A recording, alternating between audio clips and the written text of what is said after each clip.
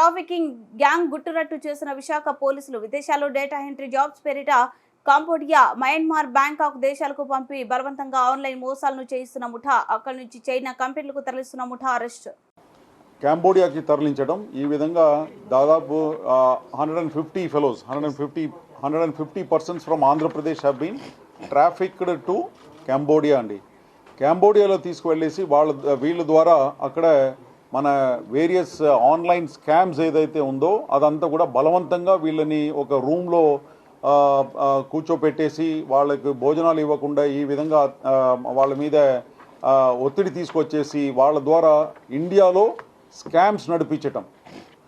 ఇండియాలో online scams, different scams ఏదైతే ఉందో like job scam, online FedEx scam ఉంది, ఫెడెక్స్ కొరియర్ స్కామ్ మీ అందరికీ తెలిసిన విషయమే.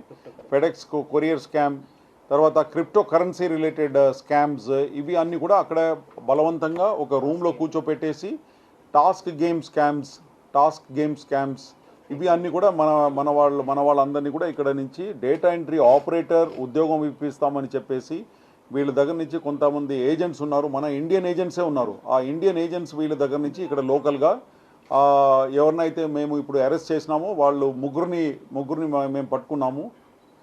వాళ్ళు వీళ్ళ దగ్గర నుంచి అన్ఎంప్లాయిడ్ యూత్ దగ్గర నుంచి 1.5 lakhs చొప్పున కలెక్ట్ చేసుకొని తర్వాత 1.5 lakhsలో 80,000 కాంబోడియా వాళ్ళకి ఇస్తారు. ఎవరికి? కాంబోడియా వాళ్ళకు.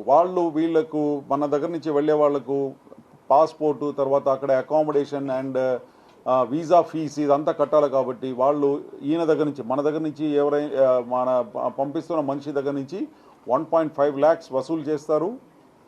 దాంట్లో 80,000 కాంబోడియా వాళ్ళకి పంపిస్తారు. కాంబోడియాలో ఫర్దర్ ఏజెంట్స్ ఎవరైతే ఉన్నారో వాళ్ళకు 80,000 పంపించేసి వీళ్ళు 70,000 ప్రాఫిట్ రూపంలో వీళ్ళ దగ్గర పెట్టుకుంటారు.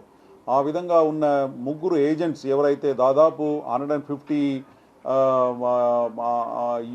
అన్ఎంప్లాయిడ్ యూత్ని ఎవరిని అయితే ఇక్కడి నుంచి పంపించారో వాళ్ళ ముగ్గురు కూడా ఈరోజు అరెస్ట్ చేయడం జరిగింది. వీళ్ళందరి మీద కూడా హ్యూమన్ ట్రాఫికింగ్ యాక్ట్ కింద కేసు, తర్వాత ఎక్స్టార్షన్, wrongful confinement ఈ సెక్షన్స్ కింద, క్రిమినల్ కాన్స్పిరసీ ఆల్సో ఈ సెక్షన్స్ కింద